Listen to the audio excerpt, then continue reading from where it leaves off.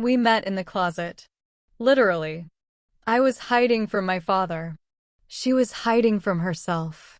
And for 3 breathless minutes in that cramped little space, we were just us.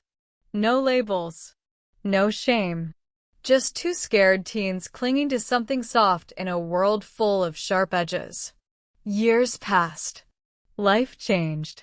But when she knocked on my door 10 years later, with a U-Haul and tear-streaked cheeks, I knew we were done hiding. Now, we're building a home, brick by brick, truth by truth. It started with a closet. A real one. Not a metaphor. High school had ended hours ago, but I stayed behind. I always did. Library closed. Gym emptied. I walked the halls like a ghost until the janitor's keys started jingling in warning. And then I'd slip into the one place no one ever looked, the abandoned storage closet beside the art room. That day, though, someone else was already there. It was dark, but I recognized the scent first. Coconut shampoo. Lavender lotion. The only person who smelled like summer in the middle of a February storm, Mia Rivera. Her breath hitched when she saw me, and she shrank into the corner like I might bite. I didn't. I just closed the door behind me and sank to the floor beside her. Neither of us spoke for a while. Just shared the silence like it was a blanket. I didn't think anyone knew about this place, she finally whispered. I don't think anyone else does, I said, resting my head back against the wall. She was a cheerleader. I was not. She had friends. I had notebooks. She wore confidence like a second skin, and I'd barely figured out who I was under my own. But in that closet, we were just 2 teens suffocating on secrets. I saw your dad hit you last week, she said softly. I looked at her. She didn't look away. And I saw you flinch when your boyfriend touched you. Silence again. But this time, it was honest. I don't like boys, she said suddenly. Her voice cracked. Not like that. I turned to her. Me neither. We both laughed, quiet, broken giggles. Then, without planning, thinking, or second-guessing, she kissed me. It was clumsy and sweet and terrifying and perfect. We never talked about it after. Not once. A week later, she transferred schools. And just like that, she vanished. I looked for her. Not online, she had no digital footprint. Not through mutual friends, we didn't have any. She disappeared like smoke. I didn't know then that she'd been sent to a conversion camp in Colorado. 10 years passed. I came out at 23. Quietly.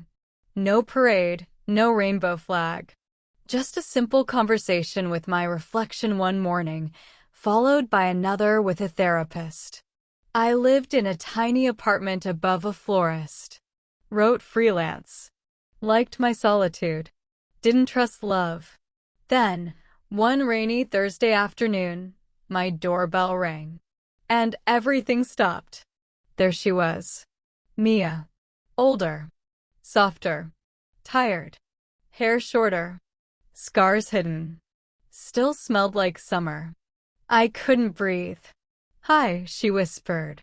I leaned against the doorframe. Hey. She laughed, but it broke halfway through. I didn't know where else to go.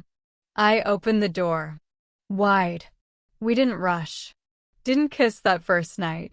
Just sat on my couch with mugs of tea, talking like survivors. She told me about the camp. About the girl she loved there who never made it out. About the man she married after, because it was easier. About the divorce papers she signed 2 days ago. I couldn't fake it anymore, she said, staring into her mug. I was dying pretending. I reached for her hand. She didn't pull away. We didn't make promises. Didn't say we'd make it work. But that night, for the first time in years, we both slept without nightmares. We got a place together 6 months later. A small house on the edge of town. Faded green shutters. Wild garden. The kind of place you build things in. She painted the kitchen. I built the bookshelf. She planted sunflowers. I installed a porch swing. And every time someone asked, "So, what are you two?" she'd smile and say, "We're home." Labels didn't matter anymore. She slash they. They slash her. Queer. Bi.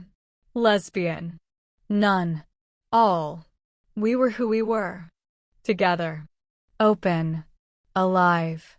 There were hard days. Days when her hands shook while holding a spatula. Days I woke up in a cold sweat, convinced my father was at the door. Days when we couldn't speak without arguing about things we hadn't healed from yet. But we learned. We learned that building a home wasn't about paint colors or IKEA furniture. It was about showing up, even when your past begged you to run. It was about letting each other cry, scream, fall apart, and staying anyway. One night, during a storm, we lost power. We sat in the dark, eating cereal with plastic spoons, and she looked at me and said, "Do you remember that closet?" I nodded. How could I forget? I used to think it was the smallest place on earth, she said. But it was the only place I ever felt big enough to be me.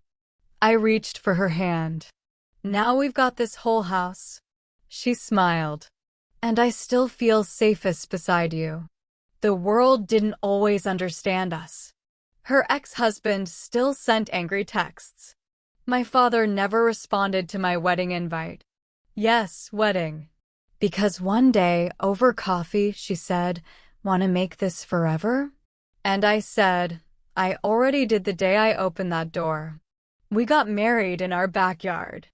Just the two of us and a friend with a camera. She wore a suit. I wore jeans. And we laughed like kids hiding in a closet again, but this time, we were out. We were free. We hung a plaque by the front door last month. It reads, "Closets are for coats, not people." Sometimes, when I sit on the porch swing with her head on my shoulder, I still wonder, what if we hadn't found each other again? What if we'd listened to the world that told us we were wrong, broken, confused? But then I look at her. The way she hums when she waters her plants. The way she tilts her head when reading. The way she still, after all these years, reaches for my hand when she's nervous. And I know, we were always meant to find our way home. Even if it started in the smallest, darkest space imaginable. Because some love stories aren't about fireworks. They're about quiet survival. And the miracle of finally being seen. Together. Unapologetically. Forever.